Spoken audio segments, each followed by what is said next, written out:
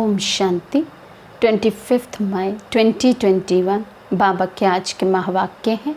बाबा समझाते, मीठे बच्चे, इस ड्रामा के अंदर विनाश की भारी नोंद है। तुम्हें विनाश के पहले कर्मातीत बनना है। प्रश्न है, बाप के किन शब्दों की कशिश सन्मुख में बहुत होती है? बाबा समझाते, बाप जब कहते तुम मेरे बच्चे हो तो इन शब्दों की कशिश सन्मुख में बहुत होती है। सम्मुख सुनने से बहुत अच्छा लगता है। मधुबन सब बच्चों को आकर्षित करता है क्योंकि यहाँ है ईश्वरीय परिवार। यहाँ ब्राह्मणों का संगठन है। ब्राह्मण आपस में ज्ञान की ही लेन देन करते हैं। गीत है, हमारे तीर्थ न्यारे हैं। ओम शांति। बच्चे जानते हैं कि हम अविनाशी यात्रा अथवा रूहानी यात्रा पर जा रहे हैं, जिस यात्रा से हम लौटकर मृत्यु लोक में नहीं आएंगे। मनुष्य तो ये बात जानते ही नहीं कि ऐसी यात्रा भी कोई होती है जहाँ से कभी लौटकर आना ना पड़े। तुम लकी स्टार्स को अभी पता पड़ा है। भगवान हमें लकी स्टार कह रहे हैं क्योंकि बाबा कहते तुम ये रूहानी यात्रा करते हो। और जब से ये रूहानी यात्रा शुरू हुई, अर्थात जब से हम बाबा के बने हैं और जब तक इस शरीर में रहेंगे, तब तक बाबा कहते तुम्हारी यात्रा कभी भी ख़त्म नहीं होती है। तो वंडरफुल ये याद की यात्रा है। ऐसी यात्रा बाबा कहते दुनिया में और कोई कर नहीं सकते क्योंकि कोई इसको जानते ही नहीं है। बाबा कहते ये पक्का याद करना है। हम आत्माएं पाठ बजाती हैं। उस नाटक में ऐसे नहीं कहेंगे कि मुझ आत्मा ने ये वस्त्र पहनकर पाठ बजाया, अब घर जाते हैं। वो तो अपने को शरीर ही समझते हैं। यहाँ तुम बच्चों को ज्ञान है, हम आत्मा हैं। ये शरीर रूपी कपड़ा छोड़ फिर दूसरा जाकर लेंगे। ये 84 जन्मों के पुराने कपड़े हैं। ये छोड़कर नई दुनिया में फिर नए कपड़े लेंगे। ये लक्ष्मी नारायण ने नए कपड़े पहने हैं ना, तुम्हारी ही राजधानी के हैं। तुम भी जाए ऐसे नए दैवी कपड़े पहनेंगे। यहाँ तो कहते हैं मुझ निर्गुणहारे में कोई गुण नहीं। बाप ही ऐसा गुणवान बनाते हैं। बाप कहते हैं मेरा भी पाठ है, आकर फिर तुमको वॉइसलेस बनाता हूँ। यहाँ ये है जीवन बंध धाम, रावण राज्य है। ये तुम्हारी बुद्धि में है। हम पतित से पावन, फिर पावन से पतित कैसे बनते हैं? तुम बच्चे जानते हो कलयुग है अंधियारा। रावण राज्य का अब अंत है। राम राज्य की अब आदि होनी है। अभी है संगम। कल्प के संगम युगे बाप को ही आना पड़ता है। दुनिया वाले भी अब ये समझ रहे हैं कि अब विनाश का समय है और स्थापना अर्थ भगवान कहाँ गुप्त वेश में है। अभी वर्तमान परिस्थितियों में तो सभी मनुष्यों के मन में ये बात ज़रूर है कि अब तो विनाश हुआ पड़ा, अब तो ये दुनिया ख़त्म हो जाएगी, अब तो ये दुनिया रहने लायक नहीं रही है। बाबा कहते अब गुप्त वेश में तो तुम आत्माएं भी हो। आत्मा अलग है, शरीर अलग है। ये मनुष्य चोला गुप्त वेश है। बाप को भी इसमें आना पड़ता है। तुम्हारे शरीर पर नाम पढ़ते हैं, उनको तो शरीर है नहीं। तुम भी आत्मा हो, वे भी आत्मा है। आत्मा का आत्मा के साथ अब मोह हुआ है। गाते भी हैं और संग तोड़ तुम संग जोड़ेंगे। जैसे आप मोहजीत हो वैसे हम भी बनेंगे। बाबा बहुत मोहजीत है। कितने ढेर बच्चे हैं जो कामचिता पर बैठ जल गए हैं। परमपिता परमात्मा आते ही हैं पुरानी दुनिया का विनाश कराने। फिर मोह कैसे होगा? पतितों का जब विनाश हो तब तो शांति का राज्य हो। इस समय सुख तो कोई को भी नहीं है, सभी तमो प्रधान दुखी बन गए हैं। ये है ही पतित दुनिया।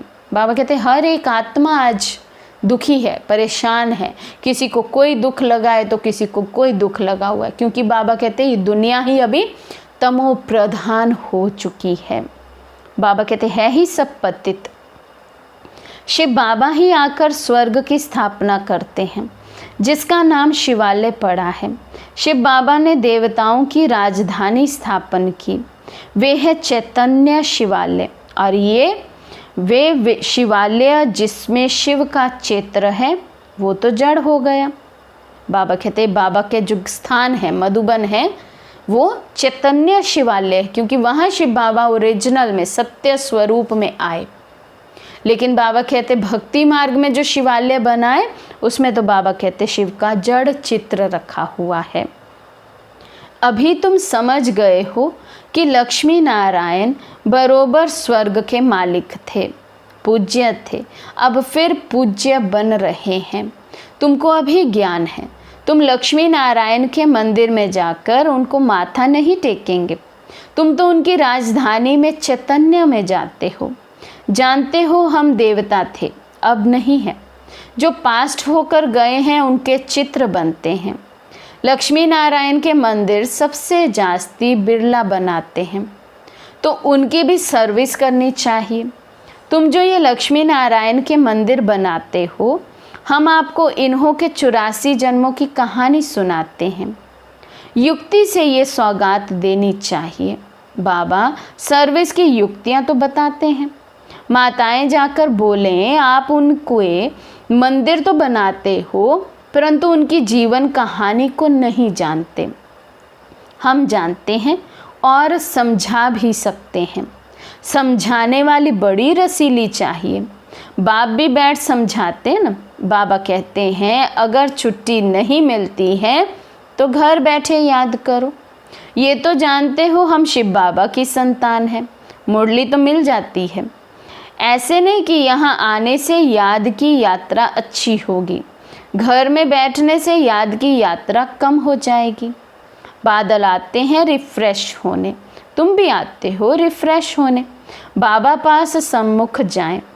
आत्मा को ज्ञान है, सम्मुख सुनने से अच्छा लगता है। बात तो वही है। देखते हो शिव बाबा कैसे बैठ बच्चों को समझाते हैं। बच्चे तुम मेरे हो, तुमने 84 जन्मों का पाठ बजाया है। तुम जन्म मरण में आते हो, मैं नहीं आता हूँ। मैं पुनर्जन्म नहीं लेता हूँ, अजन्मा भी नहीं हूँ। आता हूँ परंतु बूढ़े तन में प्रवेश करता हूँ। तुम आत्मा छोटे बच्चे के शरीर में प्रवेश करती हो। मैं परम धाम से आता हूँ नीचे पाठ बजाने। मैं विकारी के गर्भ में नहीं आता हूँ। मुझे कहते हैं तमेव माता च पिता तमेव। मेरा कोई माँ बाप हो ना सके, मैं सिर्फ शरीर का आधार ले पाठ बजाता हूँ। तुम मुझे बुलाते हो दुख हर कर सुख देने के लिए। अब सम्मुख आया हूँ, आत्माओं से बात कर रहे हैं। यहाँ तो सब ब्राह्मण ही हैं। तुम बाहर जाते हो तो हंस और बगुले हो जाते हो। यहाँ अर्थात मधुबन में तुमको संग ही ब्राह्मणों का है। आपस में ज्ञान की चिट चैट ही करेंगे। हम अपनी राजधानी स्थापन कर रहे हैं। बाबा आया हुआ है 1-2 को ये युक्ति बाप को याद करने की बताते रहो। क्या करना है? बाबा कहते सर्विस करो। ब्राह्मण वो जो आपस में जब भी मिले जब भी बात करे तो सिवाय ज्ञान और योग के चिट चैट की कोई तीसरी बात ना हो। बाबा कहते भोजन पर भी 1-2 को इशारा देते रहो कि बाप को याद करो। बहुत बड़ा संगठन है ना, वहाँ तो विकारी साथ में रहते हैं तो उनकी कशिश होती है। यहाँ तो किसी की कशिश नहीं होती। वॉरियर्स के साथ रहते हैं। तो मधुबन की महिमा आज बाबा बता रहे, याद दिला रहे हैं, क्योंकि अभी मधुबन की सैर किए, मधुबन गए, कितना समय हो गया सभी को। तो बाबा आज मधुबन की सैर करा रहे हैं। बाबा कहते तुम्हारा कुटुंब ये है। बुद्धि में यही रहता है, जो कोई मिले उनको बाप का परिचय दें कि भगवान को याद करते रहो। 2 बाप है ना, लौकिक बाप होते भी भगवान को याद करते हो ना, वो लौकिक फादर है। लौकिक फादर को गॉड फादर नहीं कहेंगे, ये है पारलौकिक बाप। ज़रूर गॉड फादर से वर्षा मिलता होगा। ऐसे ऐसे भूं भूं करते रहो। तुम ब्राह्मण हो ना, सन्यासी भी भूं भूं करते हैं ना। इस दुनिया का सुख कागविष्टा के समान है, कितना दुख है। वे तो है हठ योगी, निवृत्ति मार्ग वाले, उनका धर्म ही अलग है। तुम जानते हो सतयुग में हम कितना सुखी पवित्र रहते हैं। भारत प्रवृत्ति मार्ग का था, देवी देवताओं का राज्य था। जो पवित्र थे वही पतित बने हैं। पुकारते भी रहते हैं, हे पतित पावन आओ, और फिर कह देते परमात्मा सर्वव्यापी है। हम जाकर ज्योति ज्योत समाएंगे। पुनर्जन्म को भी नहीं मानते हैं। अनेक मत है ना, दिन प्रतिदिन वृद्धि होती रहती है। ये भी बताना है कि सन्यासियों की वृद्धि कैसे होती है। नांगों की भी वृद्धि होती है। जिसको जो धर्म है उसमें ही रहने से फिर अंतमति सो गति हो जाती है। जिसका जो जास्ती अभ्यास करते हैं, जैसे कोई शास्त्र आदि पढ़ते हैं तो अंतमति सो गति, फिर छोटेपन में ही शास्त्र कंठ हो जाते हैं। अभी बाप कहते हैं मैं फलाना हूँ, ये सब देह अभिमान की बातें छोड़ दो। अपने को अशरीरी आत्मा समझो और बाप को याद करो। इस शरीर को देखते हुए भी नहीं देखो। देह सहित देह के जो संबंध आदि हैं सबको छोड़ो। अपने को आत्मा निश्चय करो, परमात्मा को याद करो। इसमें टाइम बहुत लगता है। माया याद करने नहीं देती है, नहीं तो वानप्रस्थियों के लिए बहुत सहज है। बाबा कहते जो लौकिक रीति जिम्मेवारी से निवृत्त हो चुके हैं, मुक्त हो चुके हैं, उनके लिए तो कितना सहज है। लेकिन आज माया का चक्र ऐसा है कि उस एज तक पहुंचते हुए भी निवृत्त नहीं होते हैं। बाप खुद कहते हैं अभी तुम छोटे बड़े सबकी वानप्रस्थ अवस्था है। एक तरफ विनाश भी होता रहेगा, दूसरे तरफ जन्म भी लेते रहेंगे। पुनर्जन्म लेना होगा तो आ जाएंगे, बच्चे भी पैदा होंगे, फिर विनाश भी हो जाएगा। ये तो तुम जानते हो, कोई गर्भ में होंगे, कोई कहाँ, सब खत्म हो जाएंगे। सब अपना हिसाब चुकतू कर वापस जाएंगे। हिसाब किताब रहा हुआ होगा तो अच्छी रीति सजाएं खानी पड़ेंगी, फिर वे भी हल्का हो जाएगा। ऐसे नहीं कि योग में भी रहो और पाप भी करते रहो। बाबा कहते विकर्म कौन से विनाश होंगे, जो पिछले किए हुए हैं। ये नहीं कि यहाँ योग भी करते जाएं, पाप भी करते जाएं और सोचते रहें कि भस्म हो जाएंगे, विकर्म विनाश हो जाएंगे। कई बच्चे एक तरफ चार्ट भी लिखते रहते और फिर कहते माया ने मुंह काला कर दिया, माया ने हरा दिया, तो कच्चा कहेंगे ना। तो बाप समझाते हैं कि तुम ऐसे समझो कि हम थोड़े दिन यहाँ हैं, फिर चले जाएंगे। इन सब का विनाश हो रहा है। बाप कहते हैं मुझे याद करो तो विकर्म विनाश होंगे। अपना चार्ट देखते रहो। हम कितनों को रास्ता बताते हैं और पुरुषार्थ कराते हैं। तन मन धन से रूहानी सेवा में मददगार बनना पड़े। कहते हैं मन को अमन नहीं कर सकते। आत्मा तो है ही शांत। हम आत्मा अपने परम धाम में जाकर बैठेंगी। कोई दुनिया का संकल्प नहीं आएगा। ऐसे नहीं कि आंखें बंद कर अनकॉन्शियस होना है। ऐसे बहुत सीखते भी हैं। 10-15 दिन अनकॉन्शियस भी हो जाते हैं। ये अभ्यास करते हैं, फिर इतने समय बाद जाग जाएंगे। जैसे टाइम बॉम्ब्स होते हैं तो उनका भी टाइम होता है। ये इतने घंटे बाद फटेंगे। तुम बच्चों को पता है हम योग लगा रहे हैं। जब तमो प्रधान किचड़ा निकलेगा, हम सतो प्रधान बन जाएंगे। तो फिर इस शरीर को छोड़ देंगे। हम अभी योग की यात्रा पर हैं, टाइम मिला हुआ है, फिर ये शरीर छोड़ना ही है, फिर सब खत्म हो जाएगा। तो बाबा कहते हैं अभी तो टाइम मिला हुआ है योग करने का, याद की यात्रा पर रहने का। बाबा कहते हैं ये भी टाइम निकल गया तो विनाश तो होना ही है, शरीर तो फिर छूटना ही है।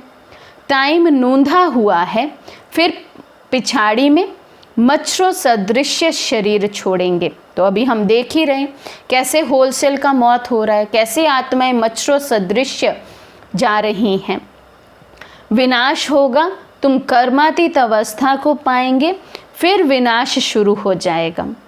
विनाश का बड़ा भारी सीन है। पहले ये जो छोटी छोटी अभी जो परिस्थितियां हम देख रहे हैं ये तो छोटी हैं विनाश काल में, उसके अकॉर्डिंग बाबा कहते विनाश होगा, माना पहले ट्रायल होगा हम आत्माओं के सामने। फिर अब जो समय है, जैसे हर एक ब्राह्मण आत्मा जो ऊंच पद पाना चाहता है, अब वो बहुत अलर्ट है अपने पुरुषार्थ को लेकर, बहुत मेहनत भी कर रहे हैं। बाबा कहते फिर तुम कर्मातीत अवस्था को पाएंगे और फिर रियल में विनाश होगा, फिर वो बहुत भारी सीन बाबा कहते देखने में आएंगे। ये ड्रामा में भारी नूंद है। तुम जानते हो हमारी अवस्था एक रस रहेगी, खुशी में सदैव हर्षित रहेंगे। पर कौन? जिन्होंने इस टाइम को 100% सही रीति यूटिलाइज किया होगा। ये अभी जो वर्तमान समय हमें मिला है, बाबा कहते ये दुनिया तो खलास होनी ही है। जानते हैं कल्प कल्प संगम युग होता है, तब विनाश होता है। सिर्फ बॉम्ब्स नहीं, नेचुरल कैलामिटीज़ भी मदद करती हैं। तो बच्चों को ये बुद्धि में रहना चाहिए, अभी हमको जाना है। जितना बाबा को याद करेंगे तो विक्रम विनाश होंगे, ऊंच पद पाएंगे। Charity begins at home. कोशिश करना चाहिए कन्या वे जो पियर घर और ससुर घर का उद्धार करे। तो चैरिटी बिगिंस एट होम हुआ ना, सर्विस में लगा रहना चाहिए। बोलो शिव बाबा कहते हैं मुझे याद करो तो वर्षा मिलेगा, सीधी बात है। मुझ अल्फ को याद करोगे तो स्वर्ग का वर्षा तुम्हारा है, विश्व के मालिक तुम बन जाएंगे। अब वर्षा पाना है तो मुझे याद करो। बच्चों का फर्ज है ये पैगाम देना, आगे भी दिया था, बताना है विनाश सामने खड़ा है। कलयुग के बाद सतयुग आएगा, बापी आकर वर्षा देते हैं। रावण नरकवासी बनाते हैं, बाप आकर स्वर्गवासी बनाते हैं। कहानी भारत की है, भारतवासियों को खड़ा करना है। पहले शिव के मंदिर में जाकर समझाना है ये बाप नई सृष्टि रचने वाला है। कहते हैं मुझे याद करो तो तुम्हारे विक्रम में विनाश हो।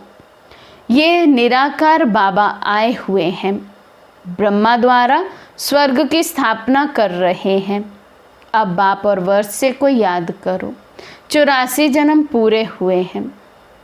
अब हम आपको बताते हैं, अब मानो ना मानो तुम्हारी मर्जी। बातें तो बड़ी अच्छी हैं, बाप ही दुख हरता सुख करता है। थोड़ा भी समझाया ये चला, ये है तुम्हारा धंधा। मेहनत तो कुछ है नहीं, सिर्फ मुख से बोलना है। बाप कहते हैं मुझे याद करो, देही अभिमानी बनो। शिव के पुजारियों पास जाओ, फिर लक्ष्मी नारायण के पुजारियों पास जाओ, उन्हें उनकी जीवन कहानी सुनाओ। अच्छा, मीठे मीठे सिखी लदे बच्चों प्रति माता पिता बाप दादा का याद प्यार और गुड मॉर्निंग। रूहानी बाप की रूहानी बच्चों को नमस्ते। हम रूहानी बच्चों की रूहानी बाप दादा को दिल व जान शिकवा प्रेम से नमस्ते नमस्ते नमस्ते जी। धारणा के लिए मुख्य सार। फर्स्ट पॉइंट है तन मन धन से रूहानी सेवा में मददगार बनना है। सबको अल्फ का परिचय दे वर्षे का अधिकारी बनाना है। विनाश के पहले कर्मातीत बनने के लिए बाप की याद में रहना है, बाप समान मोह जीत बनना है।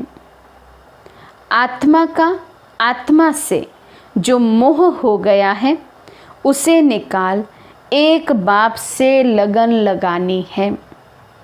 आज का वरदान है, निराकारी स्थिति के अभ्यास द्वारा मैंपन को समाप्त करने वाले निरअहंकारी भव।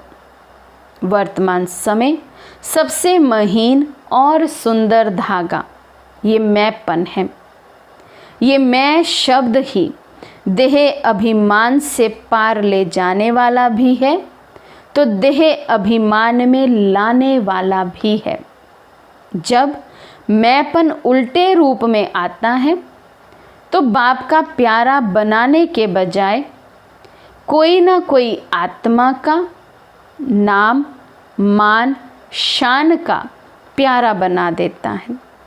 इस बंधन से मुक्त बनने के लिए निरंतर निराकारी स्थिति में स्थित होकर साकार में आओ। इस अभ्यास को नेचुरल नेचर बना दो तो निरअहंकारी बन जाएंगे।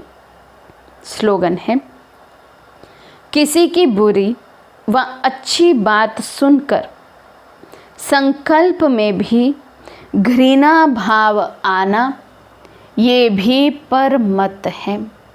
किसी की बुरी व अच्छी बात सुनकर संकल्प में भी घृणा भाव आना ये भी परमत है।